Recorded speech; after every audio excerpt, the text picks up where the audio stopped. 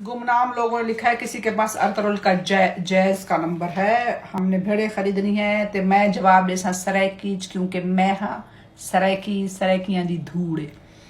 लाला गुमनाम लोग पहले तो तू गुमनाम है, ठीक है ना, अपना पहले ना रख चा जी में बात में गाल करते। मेरे को सारे नंबर ही अरतुरुल दे जैज नंबर ही है, नजायज नंबर ही है। तू जेड़ा नंबर आख ना मेरा फिरा, मैं तो को डिक्शनरी चू हर शय डायरी चू काट के ते नंबर ते को जैज नजायज सारे नंबर देसा, ठीक है ना।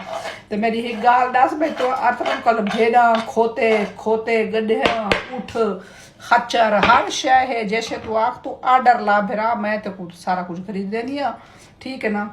ते भेड़ा तो बाद ही खरीदने, पहले मान के माँ को दवाई तक गिन के दे। मासी मेरे को रोज मैसेज करने आती है, बेलज्जा जे रहे मेरी दवाई मुकी पई है, ते वो दवाई गिन के तू माँ को देना ना। इतना आके तू भेड़ा वाला, तू भेड़ा दा व्यापारी, तू वड़ा ताजे आके थे भेड़ा खरीदेना पिया। मान के पहले माँ को यो गिन दे, दवाई गिन दे।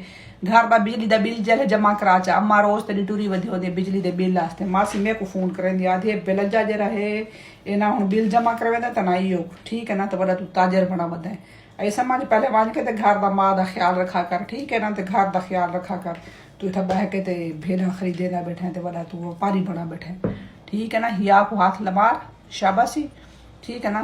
ते अरतुरुल जरा है ना, ऊँ भेड़ा वेचड़िया बंद की कर देते। अरतुरुल आखे हूँ भेड़ा की लोड़ कानी, क्योंकि पाकिस्तान जगह भेड़ा ढीक थी गई, डिठे नहीं आस पास सारिया भेड़ा।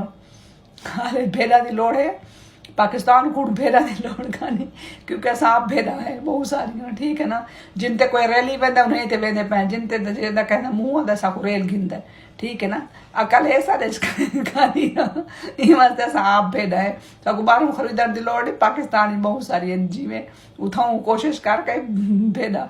आजकल तो पता सुना सके भेड़ा शेड़ा चोरी भी थी पे, लोग रात ही निकलते चुप करके बुकल शुकल मार के लुकार दी थे। अदन लोग भेड़ा जे ओ घोप गिनदन।